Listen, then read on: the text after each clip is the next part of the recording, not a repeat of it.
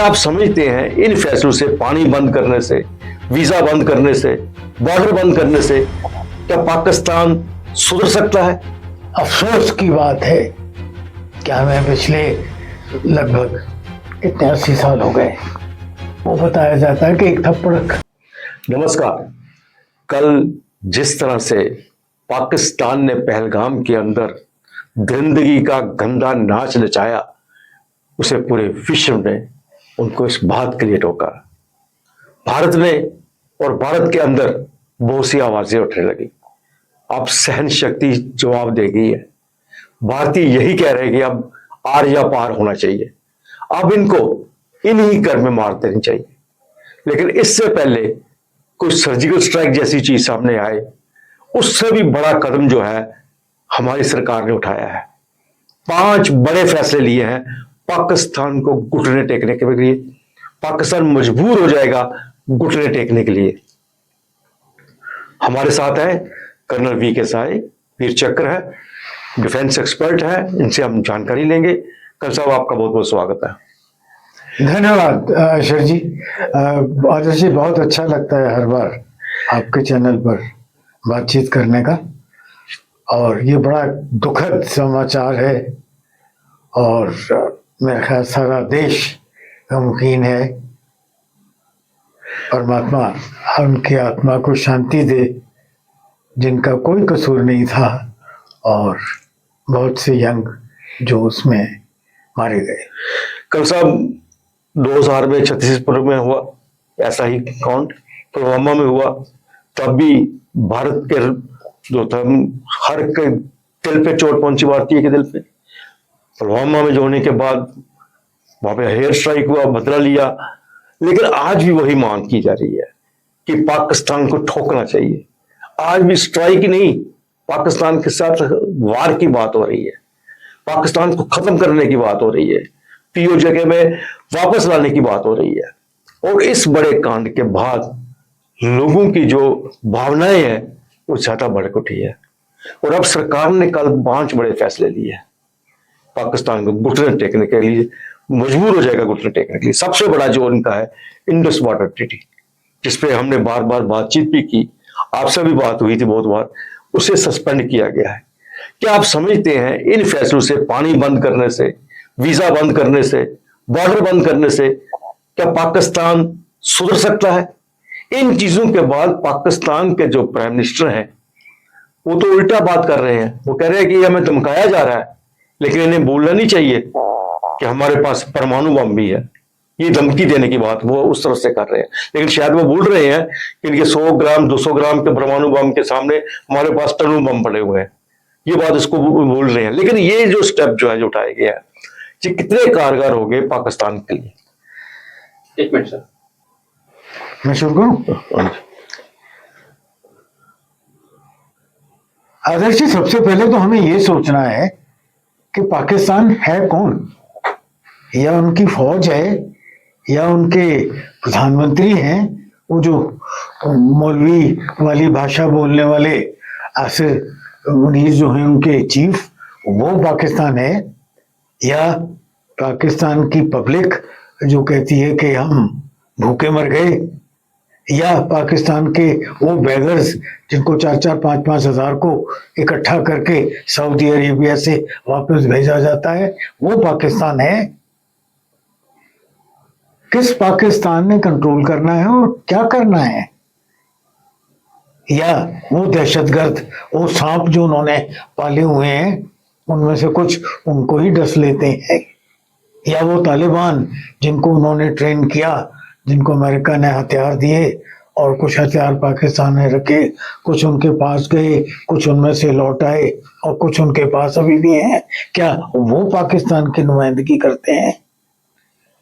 तो ये सोचना कि पाकिस्तान किसी चीज पर कंट्रोल कर पाएगा, अगर ऐसी शक्ति या ऐसी एडमिनिस्ट्रेशन या ऐसी गवर्नमेंट पाकिस्तान के पास होती, तो पाकिस्तान खुद खुशहाल नहीं हो जाता। फिर वो 500 रुपए की बोरी आटे की बिकती वहां। तो सबसे बड़ी बात यह, जो यहाँ भी मैं कहता हूं कई बार कि पाकिस्तान से बात करो, मैं कहता हूं कौन से पाकिस्तान से? किससे बात करूं जहां हुकूमत ही नहीं है, जो अपनी राय को, अपनी पॉपुलेशन को, अपनी पब्लिक को नहीं समझा सकते, जिनके कैपिटल पर आकर और वो टैंकर खड़े हो जाते हैं या लोड कैरियर खड़े हो जाते हैं और कुछ कुछ बयानात चलते रहते हैं। तो किससे बात करो? बात तो नहीं, अब निकल गया मौका। अगर था तब भी हम बात करना नहीं चाहते थे दहशतगर्दी के साथ। तो जहां तक पाकिस्तान का सवाल है, अब उनको सख्त कदमों की जरूरत है और ये सख्त कदमों की जरूरत बड़े अरसे से थी। अब सख्त कदमों में सवाल आ जाता है एक वर्ल्ड ओपिनियन का, और बड़ी खुशहाली की बात है, मैं फौजी हूँ, ऑप्टिमिस्टिक हूँ और हर चीज को पॉजिटिवली अच्छी रोशनी में देखता हूँ। ये एक बड़ी भारी बात है कि दुनिया के हर बड़े ममालिक ने, रशिया हो, चीन हो, इंग्लैंड हो, इटली हो, गल्फ के कंट्रीज हो, सऊदी अरेबिया ने, इजराइल ने, सब ने कहा कि इस दहशत गर्दी की निंदा की। हर एक ने कहा कि वो भारत के साथ इस लड़ाई में साथ खड़े हैं। ये कितनी पॉजिटिव आउटकम है। एक और बड़ी पॉजिटिव आउटकम जो मुझे नजर आई वो अपने घर से, ये कहते थे ना पाकिस्तानी के तो कश्मीरी जिहाद कर रहे हैं भारत सरकार के खिलाफ। बिल्कुल बिल्कुल। जो कल नज़ारे हमने कश्मीर में देखे हैं, बच्चा बच्चा इस दरिंदगी की नफरत से देखता है, इस दरिंदगी की भत्सना कर रहा है, बच्चा बच्चा आवाज उठा रहा है। और मैं अपनी उम्र से जब सोचता हूँ, जब कव्वाली और पाकिस्तान आर्मी मिक्स होकर 47 में आए थे, मैं हरी सिंह हाई स्ट्रीट में रहता था, छोटा सा बच्चा था और शेख साहब के वो जुलूस निकलते थे, हमलावर हो होशियार, हम कश्मीरी हैं तैयार, और पाकिस्तान और पाकिस्तानी हमलावरों के साथ डंडे कुल्हाड़ी, कोई एक आधी तलवार, कोई किसी की वो मजल लोडर गन लेकर, पुराने पुलिस, रिटायर्ड फौजी, रिटायर्ड पुलिसमैन, शिकारी, गांव के मजबूत बच्चे, ये सब निकलते थे जुलूस में। वही मंजर मुझे कल नजर आया कश्मीर में। गली गली से आवाज आ रही थी, मजम्मत कर रहे थे पाकिस्तान की इस घिनौनी दरिंदगी की। वही नज़ारे जम्मू में हो रहे थे, जिधर से जाओ, कल मैं आपके पास पहुंच नहीं पाया। बिल्कुल बिल्कुल। वही नज़ारे यहाँ थे, बच्चा बच्चा इसकी मजम्मत कर रहा है। यही नज़ारे पूरे मुल्क में नजर आए। यही नहीं, जिस जगह पे पहलगाम में अटैक हुआ, घोड़े वाला मलिक जो है, उसने अपनी शहादत दी है, उसने टेररिस्ट की गन पकड़ ली है। उन्हें कहा नहीं, ये हमारे मेहमान है कश्मीरी। तो कहाँ थे उस वक्त वो पाकिस्तानी? क्यों नहीं उन्होंने देखा ये मुसलमान है, ये कश्मीरी मुसलमान है? ये नहीं उनको दिखाई देता उस वक्त? आप पूछ रहे थे, जात पूछ रहे थे, सबको पूछ रहे थे, उसके बाद उसको क्यों मारा? क्योंकि वो नहीं चाहता था कि उनके मेहमानों पे हाथ उठाया जाए। कर साहब बिल्कुल सही कह रहे हैं आप, पूरा विश्व की हमदर्दी हमारे साथ है। पाकिस्तान कुछ भी नहीं है, भुखमारी या खाने को नहीं है, भिखमंगा है, सब कुछ है, लेकिन फिर भी हमें जख्म दिया जा रहा है। 26/11 दे रहा है, पार्लियामेंट दे रहा है, पुलवामा दे रहा है, और पहलगाम में भी दे दिया। कर कब तक ये सहते रहेंगे? सिर्फ हमदर्दी के साथ उसकी भुखमरी को हम देखते रहेंगे। और हमारे जवान जो हैं, आप देख ही रहे हैं, इस वक्त भी कम से कम 15 जगह जो है एनकाउंटर चल रहा है। सुबह उधमपुर में हमारा एक जवान शहीद हो गया। क्या इसी तरह हम शहादत देते रहेंगे? नहीं आदर्श जी, बिल्कुल नहीं, बहुत हो चुका। Enough is enough. In fact enough was enough some time earlier, some years earlier. पर अब और बर्दाश्त करने की बिल्कुल गुंजाइश नहीं है। Punitive action, strong punitive action होना चाहिए। अब वो मैदान जंग में हो, या उनका पानी निचोड़कर हो, या उनका खून निचोड़कर हो, प्यूनिटिव एक्शन होना ही चाहिए। और मैं समझता हूं उसके लिए एक बड़ी बढ़िया पीसफुल शुरुआत कल की मीटिंग में हमारे प्रधानमंत्री ने कर दी है। ये बिगिनिंग है, ये पहला कदम है, और इसी स्पिरिट से सोच समझ कर at a time of our choosing, at a place of our choosing and a method of our choosing, कुछ न कुछ बड़ा होना मांगता है, कुछ न कुछ बड़ा होना आवश्यक है, कुछ न कुछ बड़ा होने की सख्त जरूरत है, और कुछ न कुछ बड़ा पाकिस्तान ने आस्क्ड फॉर इट। बिल्कुल सही कहा। इस वक्त हमेशा मांग रही है इस बात की, जो इंडस वाटर ट्रीटी है, हमें गोलियां सहनी पड़ी थी, हमें खून बहाना पड़ता है, और उसके बदले में हम उनको पीने के लिए पानी देते हैं।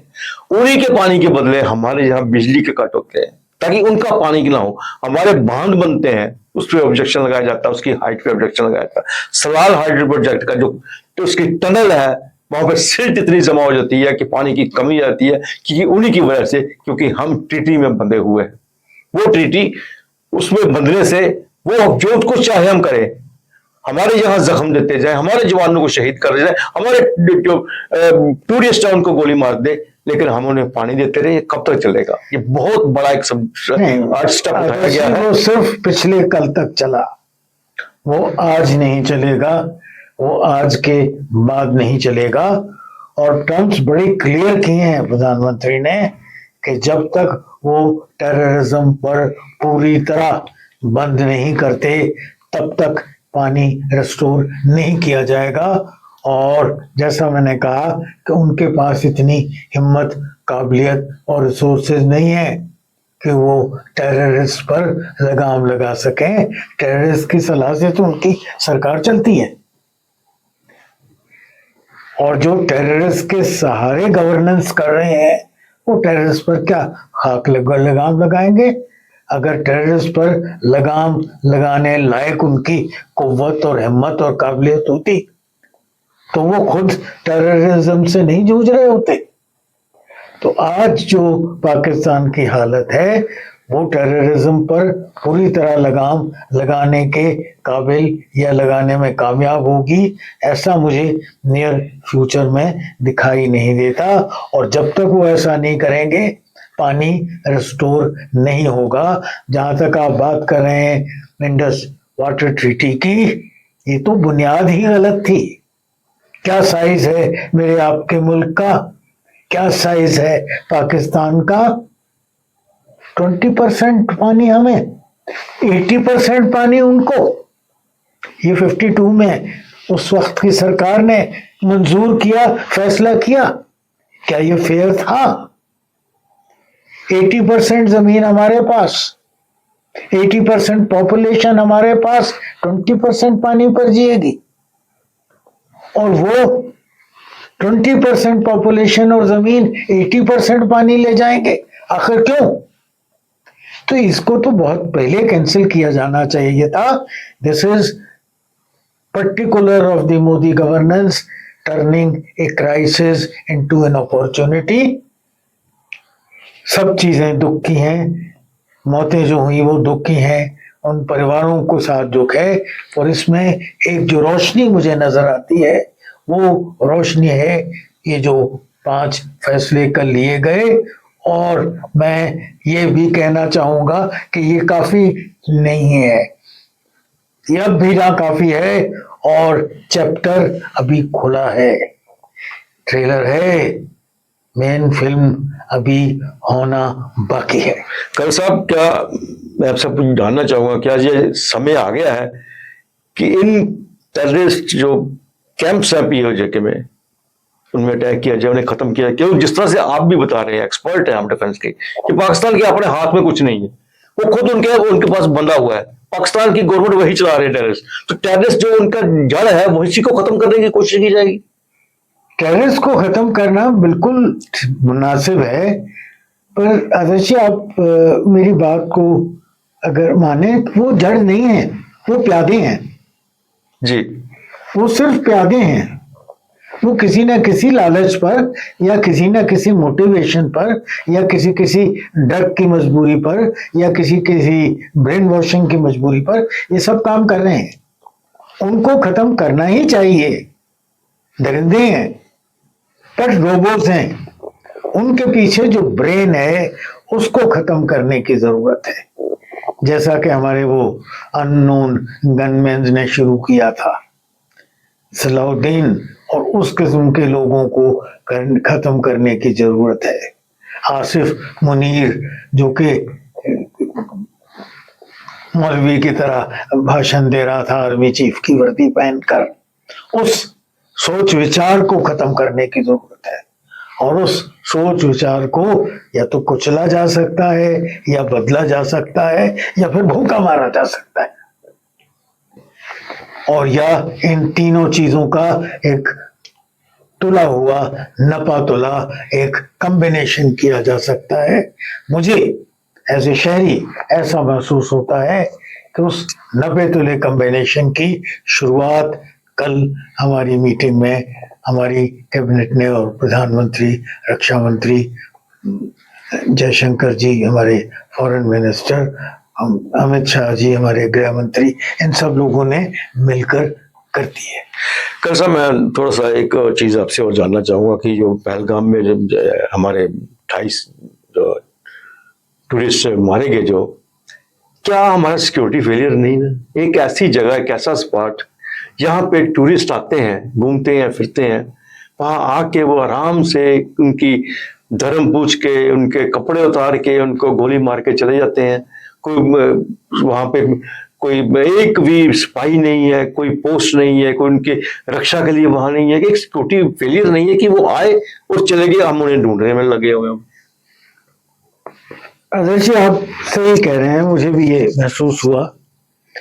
अब मैं अनंतनाग से, आप तो जानते हैं उस इलाके को, अनंतनाग से जब आप पहलगाम की तरफ जाते हैं तो कई बीच में ऐसे मीडोज, खुली चराई की जगह, चरवाहियों के ले जाने की जगह, ऐसे ऐसे मैदानी इलाके आते हैं जहाँ रोड्स नहीं है, खुली जगह है।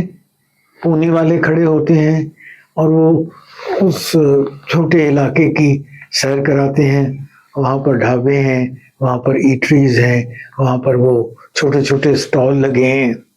लोग जाते हैं, गाड़ी रोकते हैं घोड़ों पर या टट्टुओं पर जाकर और वहाँ पिकनिक मनाते हैं। और ऐसी जगह एक नहीं है जी, इस पूरे रास्ते में 5-6 ऐसे मुकाम हैं। तो एक बात तो ये समझने वाली है कि वहां पर पुलिस पोस्ट होनी चाहिए थी, ये देखते हुए कि हमारे हालात कैसे चल रहे हैं, ये देखते हुए कि यहाँ सैलानी आते हैं, सीजन है, रुकेंगे, ये सोचते हुए कि सैलानी जो घर से आता है वो पिस्टल हथियार लेकर नहीं आता, वो निहत्था होता है, वो ट्रेंड भी नहीं होता है, उसमें बच्चे और औरतें भी होती हैं। तो ये सब सोचने के बाद वहां पर कुछ न कुछ पुलिस की मौजूदगी होनी, मेरी समझ से, जो आप भी कह रहे हैं, जरूरी थी, जो नहीं थी, और ये एक बड़ी भारी चूक है। उसके साथ ही मेरा विचार एक थोड़ा और आगे जाता है, और वो ये है कि क्या हर पिकनिक स्पॉट पर, क्या देश के हर सैरगाह पर, क्या हर देश की हर वैली पर, हर भीड़ भाड़ की जगह पर हम पुलिस या सिक्योरिटी प्रोवाइड कर सकते हैं? चलते चलते हम गाड़ी में रोकना चाहता हूँ, एक अच्छा नज़ारा नजर आता है और मैं परिवार के साथ 2 गाड़ी 3 गाड़ी में निकला हूँ, रोक कर हम सड़क के किनारे बैठकर कहते हैं यहाँ बड़ा अच्छा है, झरना भी है, पानी भी है, मौसम भी अच्छा है, बैठ के खाना खाते हैं। कहाँ से आएगा सिक्योरिटी वाला? नहीं, वो तो आपकी बात सही है, हर जगह नहीं प्रोवाइड। 2 चीजों पर अभी हमें तवज्जो करने की जरूरत है। एक, ऐसा कोई अनप्लैंड जो जगह है वहां पर गश्त होती रहे, हाँ, बड़ा कम अच्छा से है। कम गश्त होती रहे, बहुत अच्छा है। दूसरी बात एक मैं कहना चाहता हूँ कि आज वो वक्त आ गया है जब हमारे देश के हर शहरी को कम से कम अपनी पर्सनल हिफाजत करने के काबिल होना चाहिए। ये जो बड़ा क्रिटिसिज्म करते थे ना अग्निवीर का, इन 26-28 लोगों में अगर 4 अग्निवीर होते तो शायद हमारी अपनी कैजुअलिटी 1/4 रह जाती, शायद नहीं हो पाती। नहीं, ये बात किसी आपने भी सही- गवर्नमेंट जॉब ज्वाइन करने से पहले प्रोबेशन पीरियड में कम से कम 1 साल या 2 साल उनको मिलिट्री अटैचमेंट कराइए, जैसा अमेरिका करता है। हर शहरी को अपनी रक्षा, मेल एंड फीमेल सबको अपनी रक्षा करने की बेसिक ट्रेनिंग की आवश्यकता है। हर हाथ में हथियार, हमारी हर देवी के हाथ में हथियार है, हमारे हर देवता के हाथ में हथियार है। अफसोस की बात है कि हमें पिछले लगभग कितने 80 साल हो गए, वो बताया जाता है कि एक थप्पड़ खाकर दूसरा थप्पड़ आगे कर दो। एक बुजदिली के इंजेक्शन हमें दिए गए हैं कि जब बात धर्म या जीवन पर आ जाए तो हिंसा ही अहिंसा पर विजय प्राप्त करेगी। वो नहीं बताते। वो एक लाइन हाफ ट्रुथ में देश के हिम्मत का बेड़ा गर्क कर दिया यार। बिल्कुल ठीक कह रहे हैं करण साहब, इसमें कोई शक नहीं है। और जिस तरह से आपने अग्निवीर की भी हवाला दिया कि ऐसे ट्रेन लगते तो आज शायद ये सब कुछ देखने को ना मिलता।